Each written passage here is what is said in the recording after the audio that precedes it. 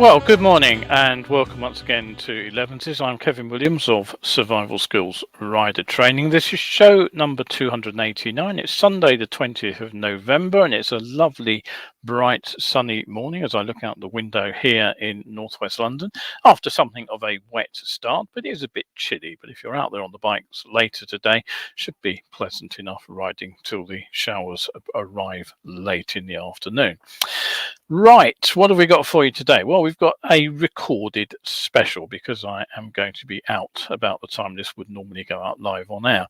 And we're going to be looking at the use of hydrogen, as Kawasaki have used the autumn motorcycle shows to showcase their commitment to what they claim to be a greener future. I'll be asking, is hydrogen carbon neutral? And we'll take a look at the hydrogen internal combustion engine and fuel cell technology. We'll discover just how you actually make the hydrogen to power those motors. And we'll explore too where the gas actually comes from. And this in-depth look into the hydrogen fuel, I think, might just surprise you. So settle yourselves down for the next 30 odd minutes as I take you through hydrogen as a fuel of the future. Right, so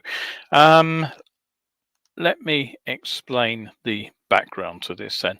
Now, during the 2022 Milan Motorcycle Show, the president of Kawasaki Motors Corporation, Mr. Hiroshi Ito, he unveiled a range of pre-production and prototype Kawasaki models, and he announced Kawasaki's company-wide vision focused on carbon neutrality under the new Go with Green Power initiative. Now, Kawasaki has indicated that their future vision is to release motorcycles that use this new form of internal combustion engine running on hydrogen during the 2030s. And to support that plan, the company showed off an experimental hydrogen burning engine, which injects the compressed gas into a modified and supercharged Ninja H2 motor.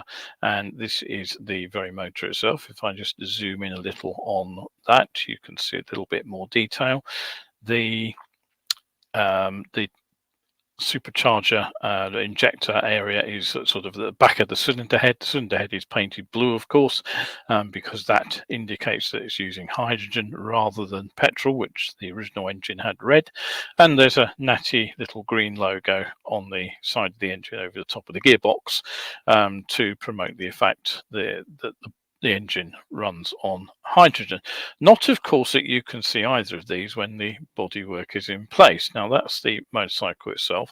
Thanks to Barbara, by the way, for the photo of the engine, which she took at the NEC. You'll be able to see it up there this weekend if you're headed that way. Now, in case you hadn't actually already guessed, the tanks that contain the hydrogen are mounted either side of the rear wheel in what are actually styled to look like pannier cases, but they are full of bottles of compressed gas. Now, how much fuel they actually contain, as well as the power and range of the hydrogen engine, are actually unknown, as to me at least at the moment. But the fact that Kawasaki have actually chosen to use their flagship performance model suggests to me at least that they do want to give a message that hydrogen fuel can replace petrol for sporty high performance machines. Now, of course, the fact that the motorcycle in question just happens to have that handy H2 model designation, which is of course the chemical symbol for hydrogen gas. I'm sure that's just a coincidence, but anyway, there we are. That's the H2 Kawasaki motorcycle, and the plan is that Kawasaki will achieve carbon neutrality within what they call a strategic time frame. Now, meanwhile, head over to the world of four-wheelers, and just to show that the cars are ahead of bikes once again, Hyundai UK have actually announced a fuel cell car which, quote, combines oxygen and hydrogen to create a flow of electrons that powers electric drive motor and charges the 1.56 kilowatt high voltage battery, and that is the model in question. Now, there are certain pluses for the fuel cell technology here. Hyundai say that the car has a 5-mile fill-up time, and they also say it has an impressive range of 414 miles. And they claim that this makes the vehicle a viable alternative to the combustion engine for everyday commuting and long drives alike. So there we have it, a prototype a prototype hydrogen ICE motorcycle, which adapts existing internal combustion engine technology, and a fuel cell car, which is running on hydrogen, which is actually about to go on sale. Now, I'm not going to get into the technicalities of adapting an existing engine to burn hydrogen, and I'm not going to look into the performance pros and cons of burning the gas in the ICE engine. But what I will be doing is looking at the entire concept of hydrogen as a carbon neutral energy source, at least as things stand at the moment. Now, hydrogen ticks a lot of boxes as a green fuel. It is carbon free, it is non-toxic, and it can be transported where it's needed. But there are some big buts.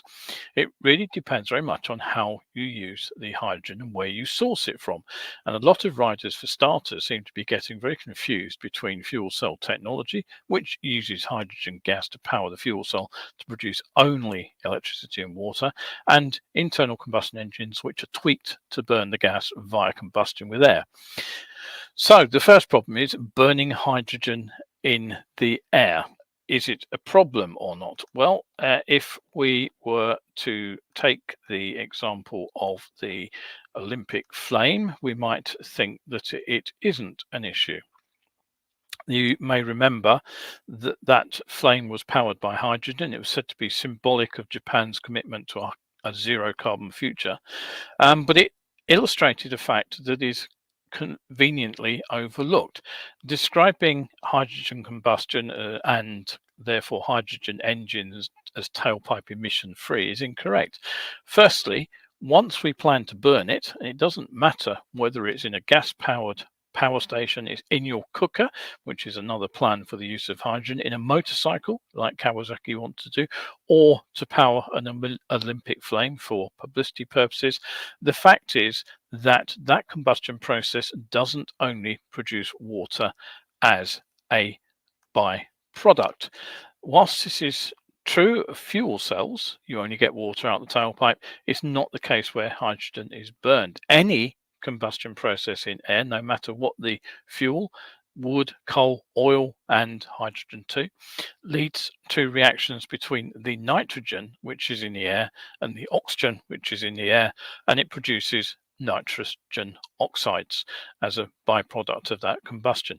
And nitrous oxide, nitrogen dioxide, is one of the health damaging components of the exhaust of existing petrol engined cars. So that's basically a product of combustion generally.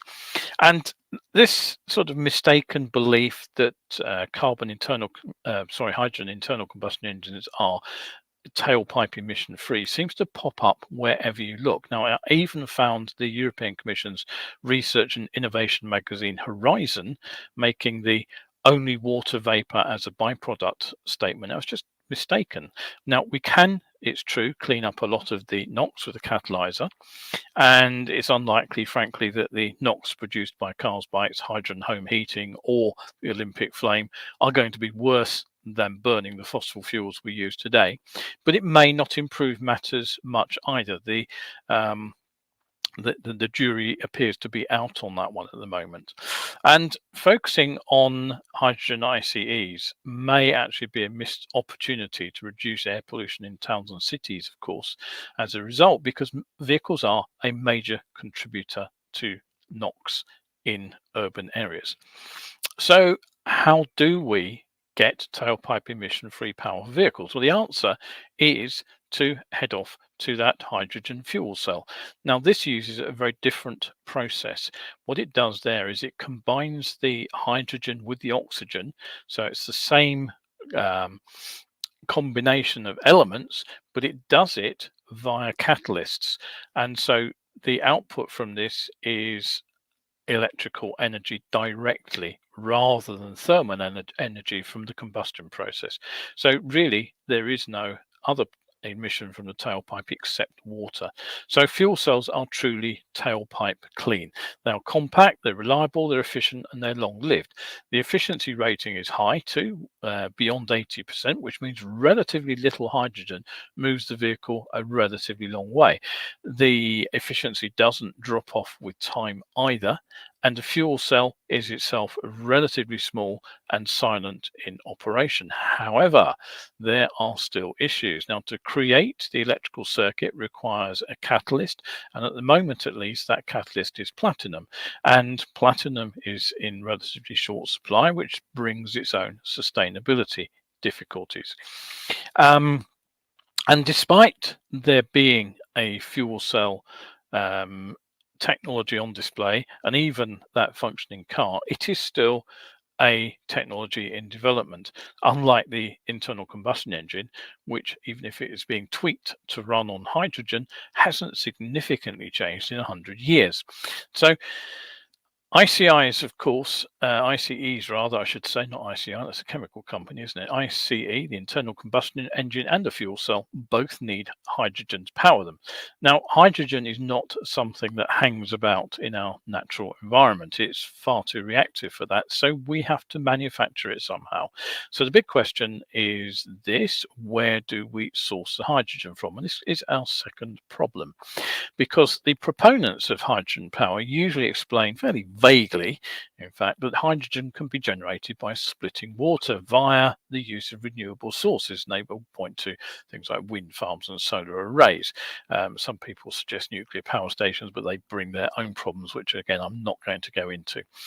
But since the raw material for splitting water is water, and the output from the energy is water, it's all net zero emissions. There is you simply move the water from one part of the world to another part of the world, and people have even said it could make, sort of water that could be used in places where there is a shortage of water. That all sounds a bit speculative to me. So it sounds like a great plan, but again, there is a serious problem. Right now, where do we get the power to make hydrogen from?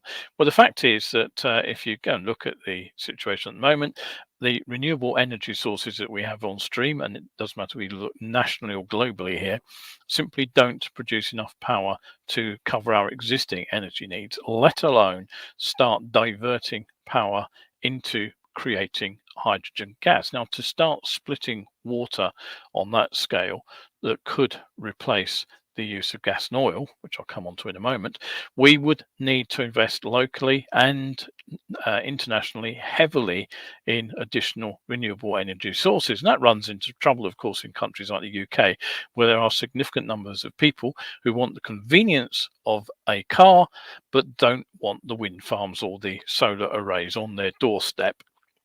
So what's the alternative? Well, one suggestion is that we build solar arrays in countries like Chile, where the sun shines a lot through the clear sky, and then we ship the liquefied product across the world, which means burning some of the hydrogen, of course, to power the ships, thus creating NOx and running the risk of creating a fresh political problem where a third party controls significant chunks of the world's energy supplies. And we all know how that pans out, don't we?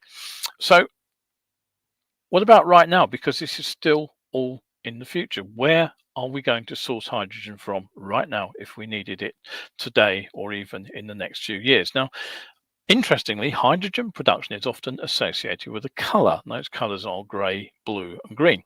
And these colours represent key distinctions in the emissions profiles of the various ways that hydrogen is produced. Now, green hydrogen is the cleanest. It's produced via electrolysis. It's from electricity, and that electricity is generated by renewables. So what I've been talking about here is splitting water using solar arrays or some wind power. Blue hydrogen is rather different. It's produced from fossil fuels, but you add carbon capture technology. And I'll come on to explain what that is shortly. And then grey hydrogen is simply hydrogen produced straight from fossil fuels with no worries about what comes out the chimney of the hydrogen production plant. Now, if you can't get your hydrogen from carbon-free renewable generation, those sources turn out to be less than green because they all rely almost entirely on fossil fuels. Now, as you probably know, coal and oil are not just made of carbon, they both contain other elements, one of which is hydrogen.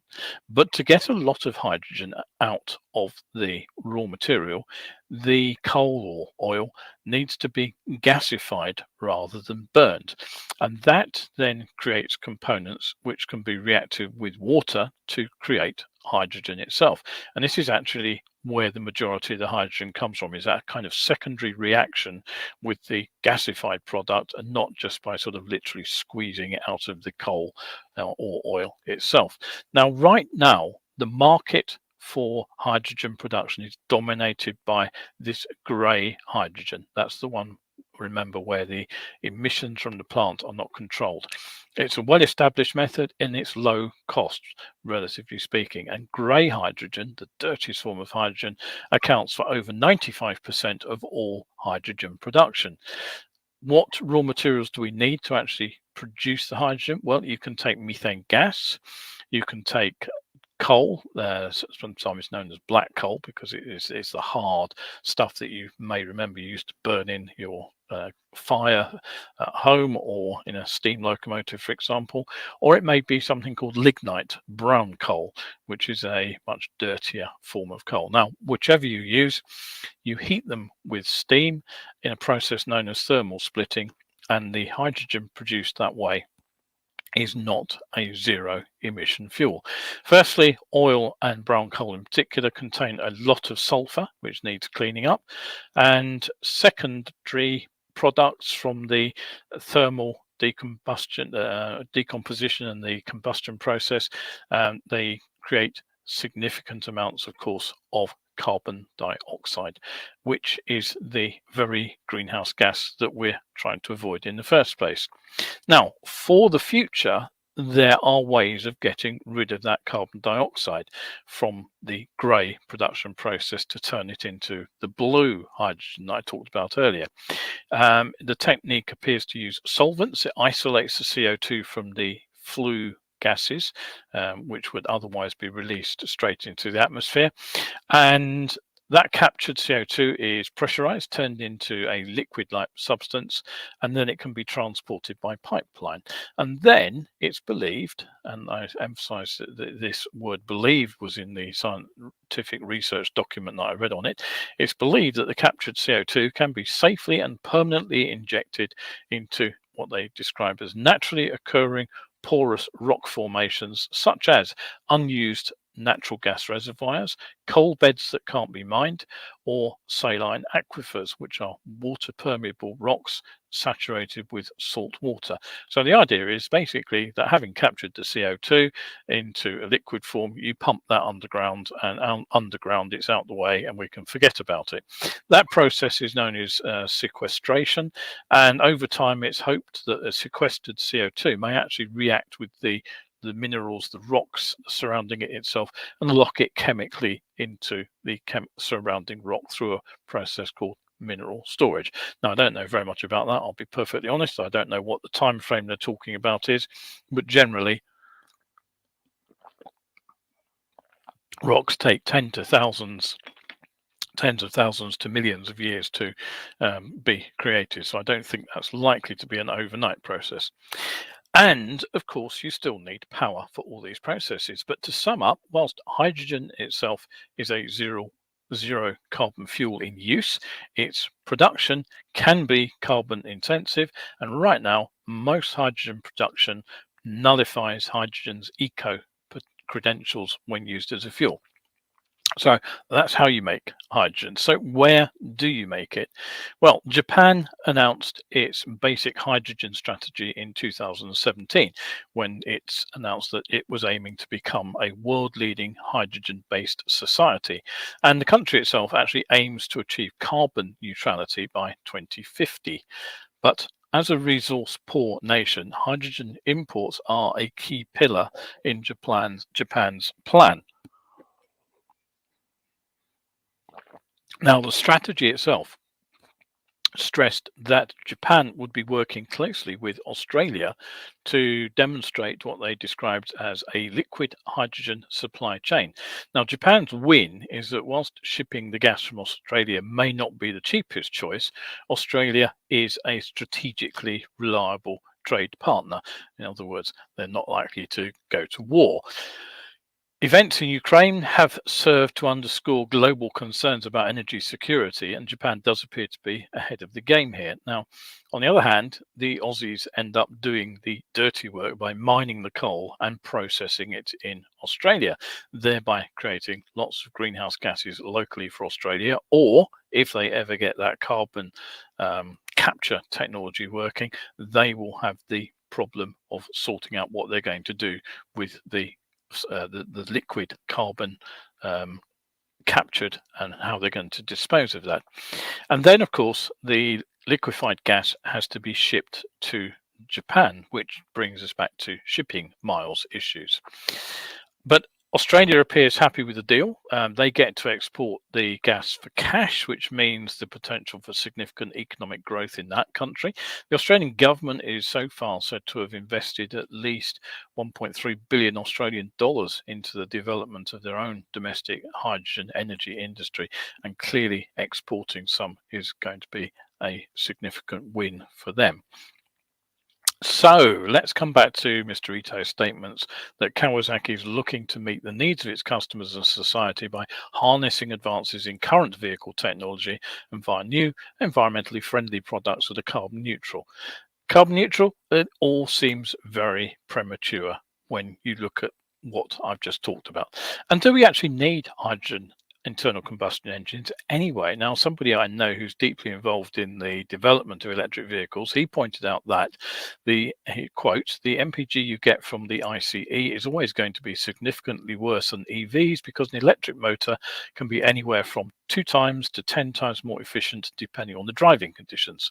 Now, of course, he also points out that we already have an electricity grid and that, quote, transporting electricity doesn't require you to physically move anything, thus giving you a huge overall efficiency gain, unquote, even if we are yet to provide the necessary infrastructure for drivers to tap into it fully.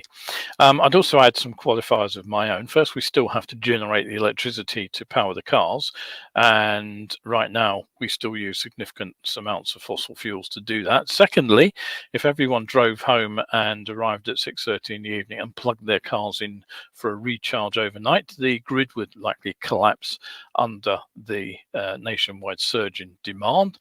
And there's some doubt that the local distribution network at street level could cope with a nationwide rollout of electric cars to everybody in town. And at the next level, battery technology is still evolving, and there are already shortages of some of the essential components too. So that's beginning to drive prices upwards. Now, my source says his belief that the hydrogen ICE is going to be mostly for niche purposes, what he calls emotive reasons, by which I guess he means that the people who still insist on their means of transport generates the sound of an internal combustion engine. And again, there Kawasaki's choice of the use of the H2 motor may offer a clue as to their thinking about where they see the niche for hydrogen burning bikes. It's definitely their top end performance model.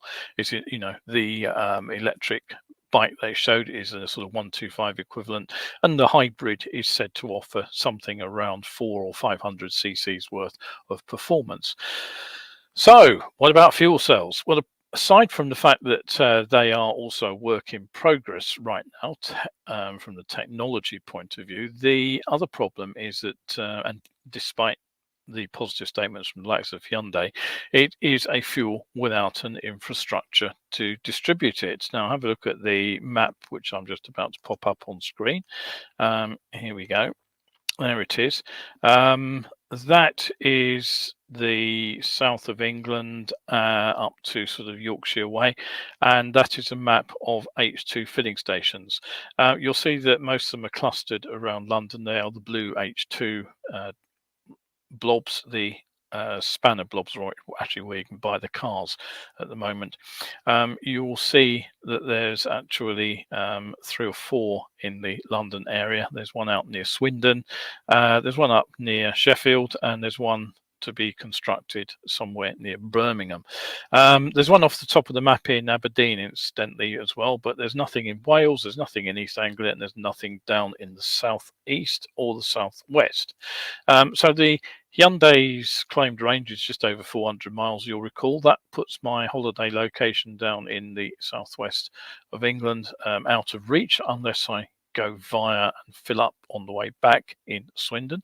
And my late summer trip that I took in our petrol car all the way to the west coast of Scotland, that would have been a one-way journey only, unless I somehow managed to reach Aberdeen and then drove right across Scotland and then refilled on Aberdeen before I headed back down to the north of England. So frankly, as a vehicle, if you happen to live on one of those streets where there's a hydrogen filling station and you don't intend to do long journeys, all well and good. But with so few H2 filling stations at the moment, who is going to buy a hydrogen vehicle? Now, things could change very quickly, but we've been talking about installing EV charge points for a decade now. I was going back through some of my old news stories and found a report I'd done in 2014, which was about the new rollout of EV points. We still have a fraction of the number that we really need. Right now, there are precisely 3 EV charging points within half a mile of my front door, and I live in a densely populated part of northwest London. I can't even begin to guess how many car owners there are. If all of those switched to EVs, we'd all be competing for those 3 charging spots.